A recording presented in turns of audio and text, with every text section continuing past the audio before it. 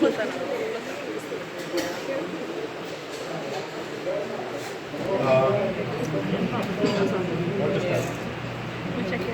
Upper limb. Upper limb. So you have studied pectoral region too, correct? Axilla you have studied, pectoral region you have studied, the arm you have studied, the cubital fossa you have studied, or cubital fossa you have studied, correct? Now, this is the shoulder girdle. Shoulder girdle. This is the pelvic girdle. This is the shoulder girdle. Okay? And this shoulder girdle connects the upper limb to the trunk. Upper limb to the trunk. Clear? Now, here we can see the clavicle, the scapula, the humerus, which take part in the formation of the shoulder girdle. Okay. Now, the upper limb is connected to the shoulder girdle by these bones. Connecting the neck to the upper limb, we have a canal called a cervicoaxillary canal. This is the cervicoaxillary canal. Is it clear? This is the cervicoaxillary canal. Cervix means neck. Axilla, connecting the axilla to the neck, is the cervicoaxillary canal, which is bounded in front by the clavicle, behind by the upper border of the scapula, medially by the outer border of the first rib. Passing through the cervicoaxillary canal, we have the infraclavicular part of the brachial plexus, the subclavian artery continuing as axillary artery.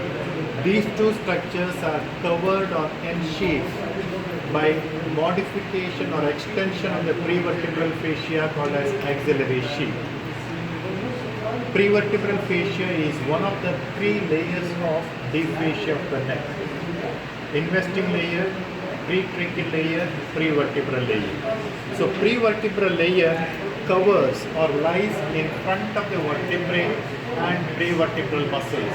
So prevertebral muscles and the vertebrae are covered by a fascia called as prevertebral fascia, which when traced laterally extends to the axilla in the form of a sheath called as axillary sheath. Why it should extend? Because the brachial plexus is formed deep to the prevertebral fascia. So the trunks of the brachial plexus on their way to the axilla, either they have to pierce the prevertebral fascia or draw a sheath of the prevertebral fascia. So they draw a sheath of the prevertebral fascia called as axillary sheath, which may and can extend up to the elbow joint, or it may end few centimeters below the clavicle in the axilla itself by fusing or blending with tunica adventitia of the vessels or epineurium of the nerves. Is it clear? That's clear. Correct?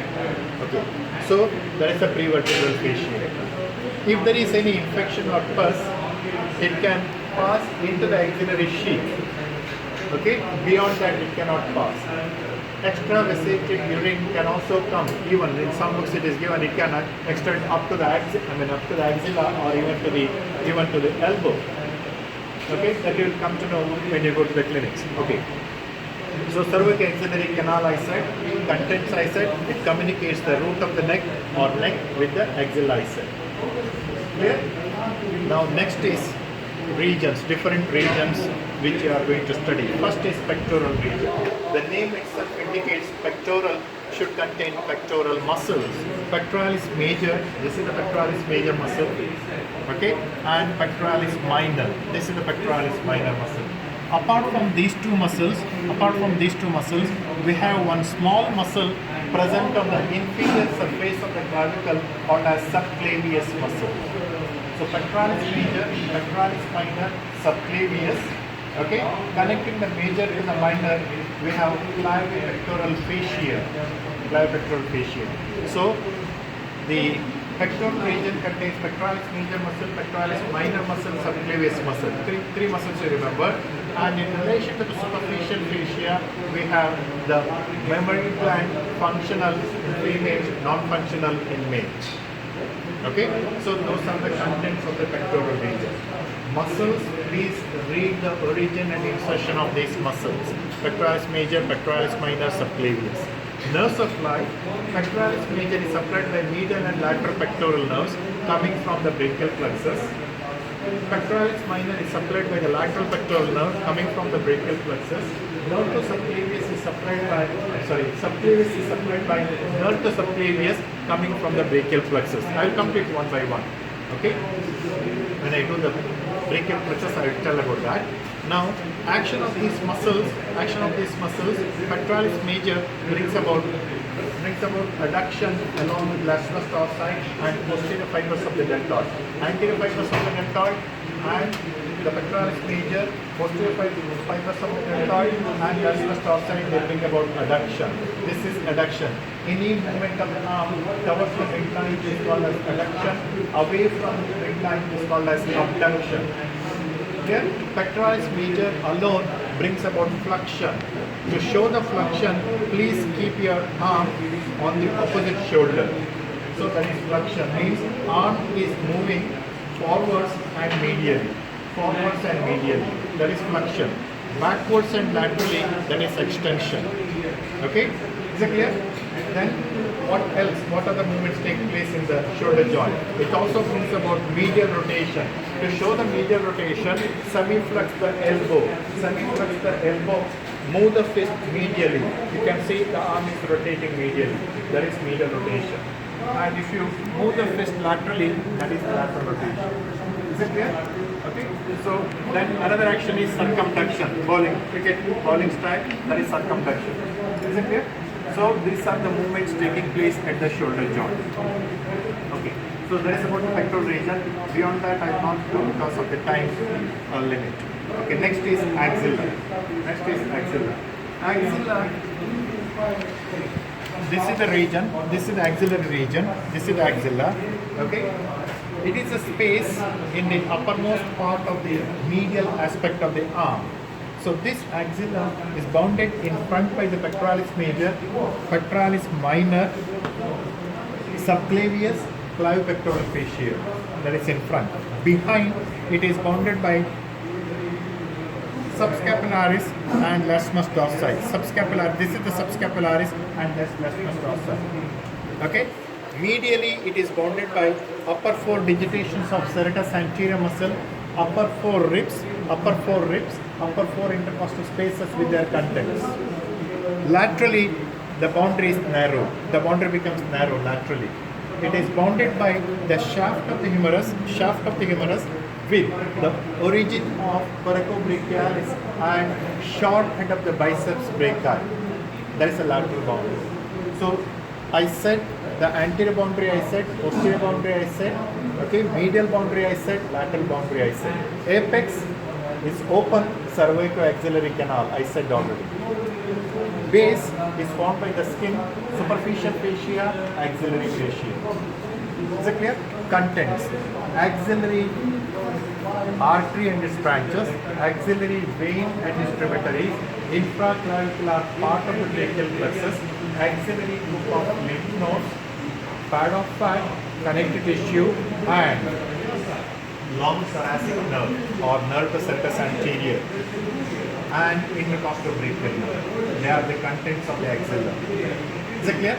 First, let me tell about brachial plexus. Any plexus in the body, it is formed by ventral rami of the spinal nerves. Ventral rami of the spinal nerves take part in the formation of plexus in the body. The brachial plexus is named so because the branches originating from this plexus supply the brachium or arm. Brachium or arm in general, upper limb in general. Hence the name brachial plexus. Normal brachial plexus is formed by ventral rami of C5 to T1. Prefixed type of brachial plexus is formed by ventral rami of C4 to T1. Postfixed type of brachial plexus is formed by ventral rami of C5 to T2. Is it clear? So that is the formation of brachial plexus. C5 and C6 unite to form the upper trunk, C7 continues as the middle trunk, C8 and T1 unite to form the lower trunk. Each trunk divides into ventral division and dorsal division. Ventral division and dorsal division. Dorsal divisions of all the three trunks unite to form posterior cords. Ventral division of upper and middle trunk unite to form lateral cord. Ventral division of lower trunk continues as the medial cord. Okay, you have seen the picture of brachial plexus, correct? Please try to remember the branches coming from the upper trunk. Upper trunk gives two branches, suprascapular nerve and nerve to subclavius. Suprascapular nerve and nerve to subclavius.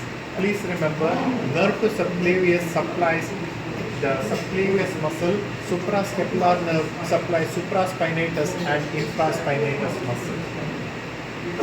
Even though subclavius is small muscle, very small muscle, very tiny muscle, only this much. Okay, very small muscle. The nerve to subclavius is very, very important. The root value of nerve to subclavius is C5. Phrenic nerve root value is C3, C4, C5. So accessory phrenic fibers means C5 fibers of phrenic nerve may pass through or along with nerve to subclavius. Okay, and after supplying the subclavius, the accessory phrenic fibers get separated and run down as accessory phrenic nerve or may join the phrenic nerve. If it runs separately as accessory phrenic nerve, it will go and supply the central part of the diaphragm. By mistake, if you cut the nerve to subclavius while taking biopsy of the lymph nodes present in relation to the root of the neck in relation to the subclavian triangle, lower half of the lower portion of the posterior triangle.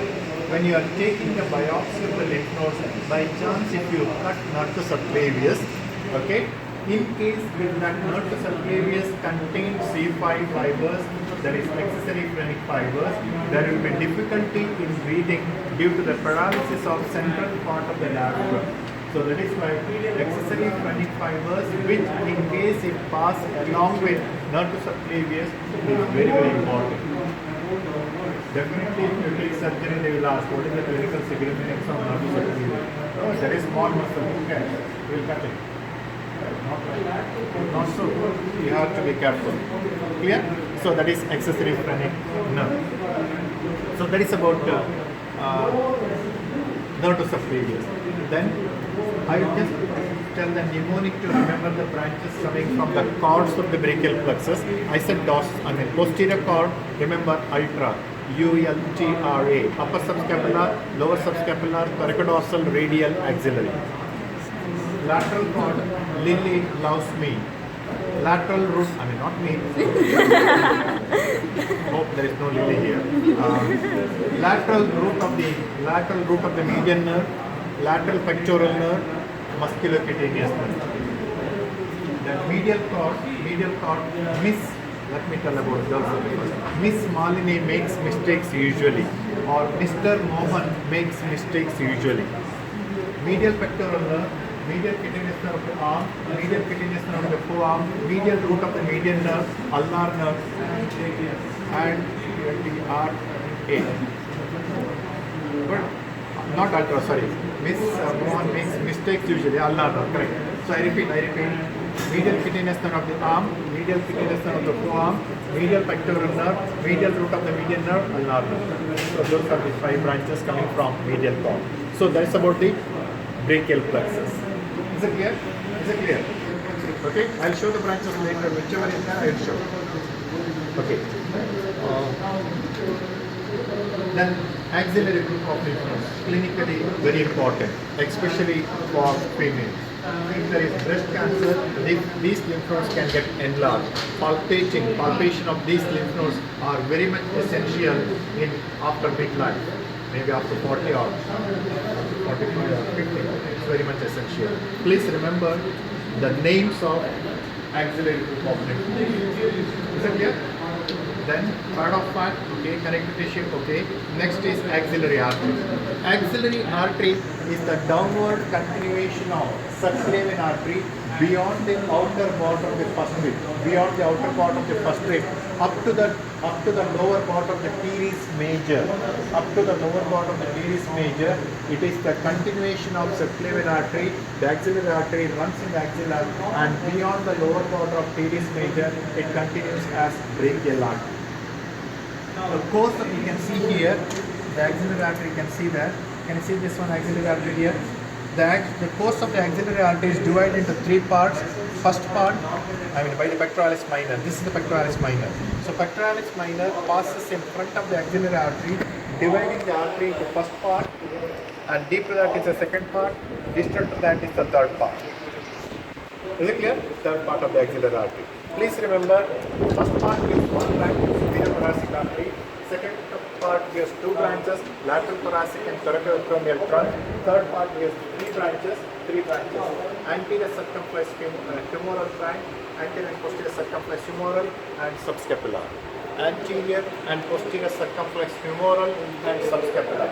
So third part, please remember, axillary artery is within the axillary sheath, but axillary vein which accompanies the artery is outside the axillary sheath, because otherwise the enlargement of the vein is hindered by the deep fascia.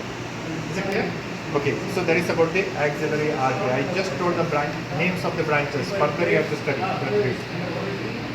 Maximum the last branches. Okay. Next is other two nerves. I said long thoracic nerve and intercostal brachial nerve. Long thoracic nerve or nerve to serratus anterior, root value is C5, C6, C7, supplies serratus anterior muscle. This is the serratus anterior muscle. Can you see here? This is the serratus anterior muscle. This is the serratus anterior muscle. Or somebody asked here, say this question was asked. Can you see that? So it was asked for the spotters. This one I tied. Okay. So this was asked for serratus anterior. The serratus anterior origin insertion, please remember. Okay. Serratus anterior is supplied by long thoracic nerve, root value of which is C5, C6, C7. If there is any injury to long thoracic nerve, leads to paralysis of serratus anterior, the condition is called as winging of the scapula, where the medial board of the scapula will stand like this. Medial board of the scapula will stand erect like this, like the wings. Hence the name winging of the scapula. Winging of the scapula. Is it clear? Okay. So that is about the long thoracic nerve. Next one I said intercostal brachial nerve. One more content. Intercostal brachial. The name itself indicates it supplies intercostal space, brachial, brachium. Intercostal brachial. Intercostal brachial nerve is nothing but lateral cutaneous branch of the intercostal nerve. Which intercostal nerve? Usually the second intercostal nerve gives the lateral cutaneous branch, maybe the third, but usually second intercostal nerve gives the lateral cutaneous branch, which supplies the intercostal space as well as upper part of the medial aspect of the arm. Hence the name intercostal brachial. Is it clear? It supplies the arm also. So intercostal brachial nerve, please remember, it originates from the second intercostal nerve. Second intercostal nerve. Okay? Usually. Maybe from third, but usually from second. Please remember that. Okay. So those are the contents of the axilla. Is it clear? Any doubt? Any doubt? Those are listening. Those are not listening, please say no, no doubt. Those who are listening can ask me now. Okay. Now, next coming to the scapular muscles, because I could not do for other batch. Let me do this one. Scapular muscles. Now here, this is the deltoid muscle, thickest muscle in relation to the upper limb. Okay. The deltoid, it is inverted delta shape, hence the name deltoid. Consists of anterior, intermediate and posterior fibers. Please remember, anterior fibers and posterior fibers are unipinnate, intermediate fibers are multipinnate. It is multipinnate because it has to act against gravity. The intermediate fibers bring about abduction 15 to 90. Here 15 to 90. Abduction at the shoulder joint is brought out by intermediate fibers of the deltoid. Anterior fibers bring about flexion, posterior fibers bring about extension. Is it clear? That's clear. The deltoid muscle is supplied by axillary nerve. originating from the posterior cord of the brachial plexus. Is it clear? The axillary nerve, apart from supplying the deltoid, also supplies teres minor muscle. Those who are going to orthopedics, they may ask, person like me may ask, what is the speciality of nerve to teres minor? The nerve to teres minor contains a pseudoganglia in it. Pseudoganglia. When I say pseudoganglia, thickening of the nerve due to the accumulation of connective tissue around the nerve. Ganglia means accumulation of nerve cells outside the central nervous system is called as ganglia. But here it looks like ganglia, but it is not a ganglia because thickening or shape is due to the connective tissue around, accumulation of connective tissue around the nerve. So nerve to teres minor contains a pseudoganglia. Please remember that much. Okay. Next, what are the other muscles? Other muscles include, now can you see here? Can you see here? Please remember. This one is trapezius. Can you see here? This one is trapezius. Okay, trapezius. Here is supraspinatus, not dissected. Can you see the muscle? Yeah, this is the supraspinatus. Can you see this muscle? Can you see this muscle? Supraspinatus. This is the infraspinatus. Can you see that? Infraspinatus.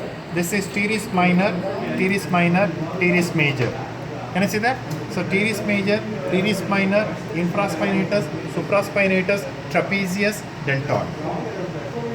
Is it clear? Okay. Now, supraspinatus brings about initial abduction, 0 to 15 degrees of abduction. Initial abduction is brought about by supraspinatus. If the supraspinatus is damaged, paralyzed, so you may not initiate the abduction. For that, if you use the opposite hand and do the initial abduction, beyond 15 degrees, abduction is possible because of the intermediate fibers of the deltoid. Is it clear? Okay. The infraspinatus teres minor bring about lateral rotation. As I said, lateral rotation is like this. Semiflex the elbow, move the fist laterally. So teres minor and infraspinatus brings about lateral rotation. Teres major brings about medial rotation along with subscapularis. Teres major brings about medial rotation along with subscapularis. This is the subscapularis here. This is the subscapularis. Is it clear? Okay, that is the subscapularis. That is the serratus anterior. I don't want to tell about these muscles here because here this is the levator scapulae, rhomboidus minor. This is the rhomboidus, part of the rhomboidus major. Rhomboidus major, rhomboidus, this uppermost is levator scapulae. Next few fibers, rhomboidus minor, and rest is rhomboidus major. Is it clear? I don't think so. They will ask. In case if they ask, you are failed. Sorry for that. Okay. So that is about those muscles. Now if you look at here, the teres major divides this region into quadrangular space. This is the quadrangular space, this is the upper triangular space, and this is the lower triangular space. This is the quadrangular space. Can you see that? Quadrangular space, upper triangular space, lower triangular space, which I could not tell from the previous batch because this specimen was not there. Okay. So this is the quadrangular space. If you look at here, quadrangular space, it is bounded above by the capsular ligament of the shoulder joint, teres minor, laterally by the surgical neck of the humerus, medially by the long head of the triceps, and below by the teres major. It contains axillary nerve and posterior circumflex humeral vessels. Upper triangular space contains circumflex scapular vessels. Lower triangular space, it contains the radial nerve. You can see that? Radial nerve and profunda brachii vessels. Radial nerve and profunda brachii vessels. Lower triangular space. So please remember upper triangular because in the spotters we may put the probe like this. Identify the probe space, give its content or name its contents. Identify the probed space, mention its contents. Lower triangular space. Usually upper triangular space will not ask because only less significant structure is there. Okay, so that is about the scapular region. Is it clear? Clear now? Muscles, you are saying? and so subscapularis is supplied by upper and lower subscapular nerve. Teres major is supplied by lower subscapular nerve.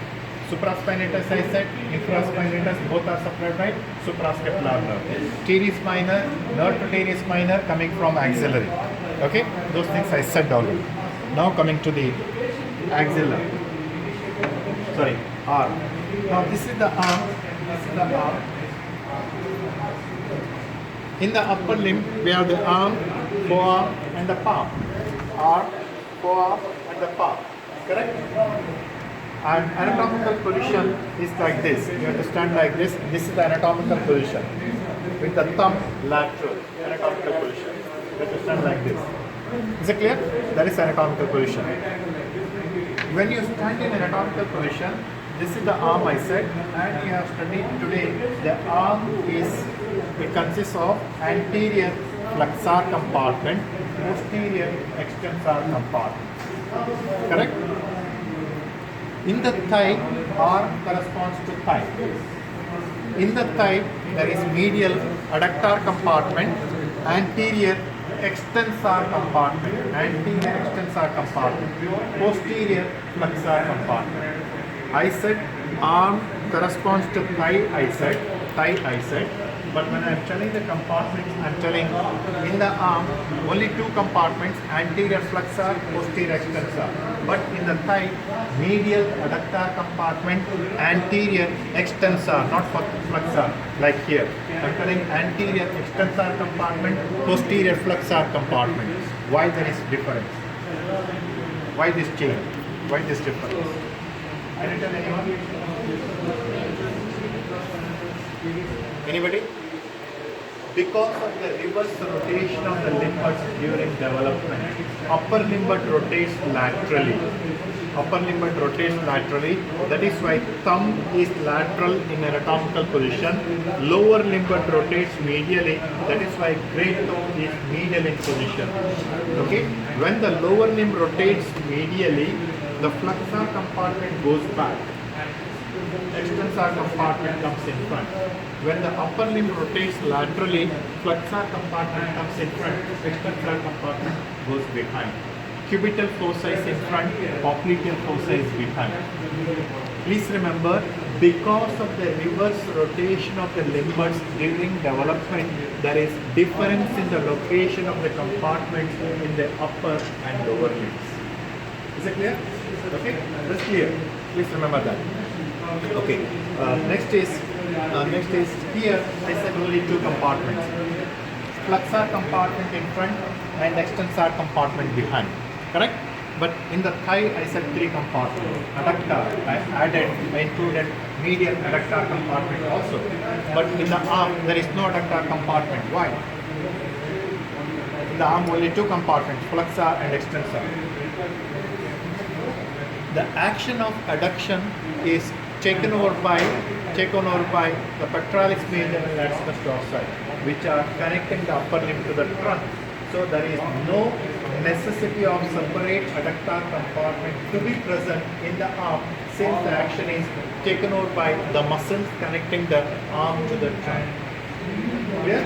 But still, it is represented by the adductor compartment of the thigh is represented in the arm by a small muscle called as coracobrachialis.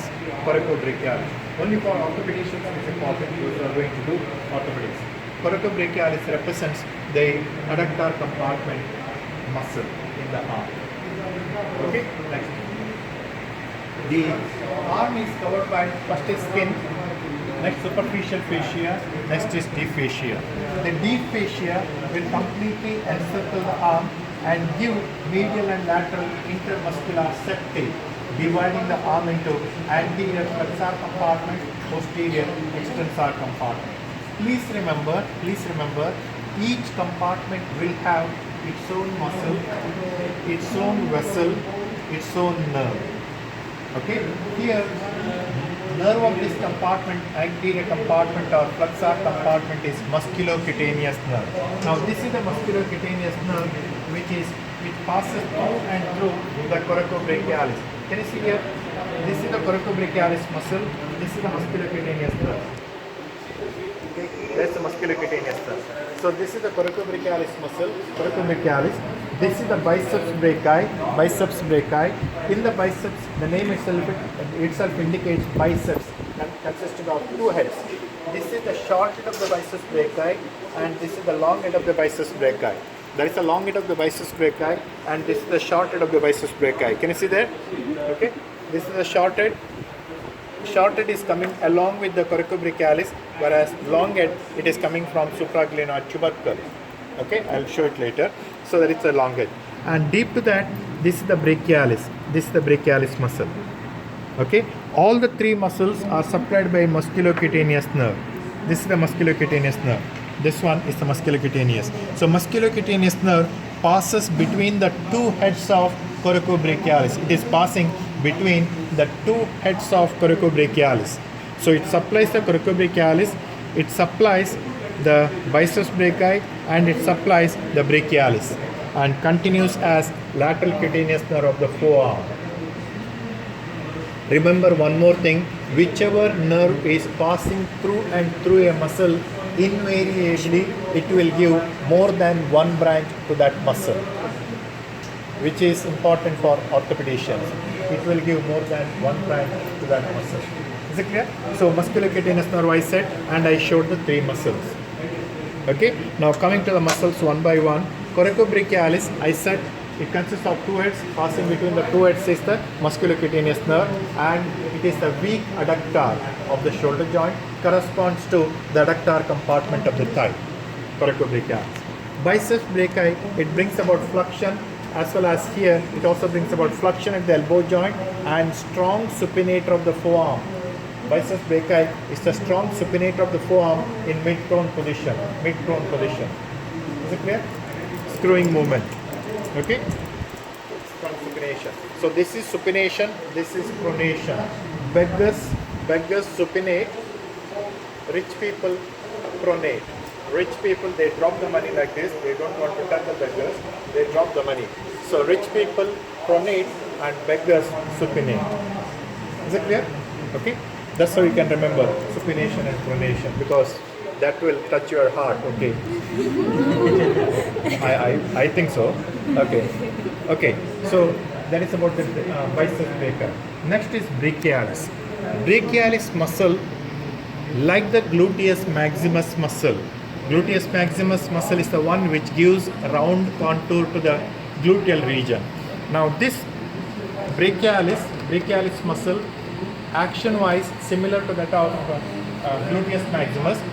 The brachialis muscle is special in its action, because brachialis muscle, when it contracts, it brings about flexion at the elbow joint, and when it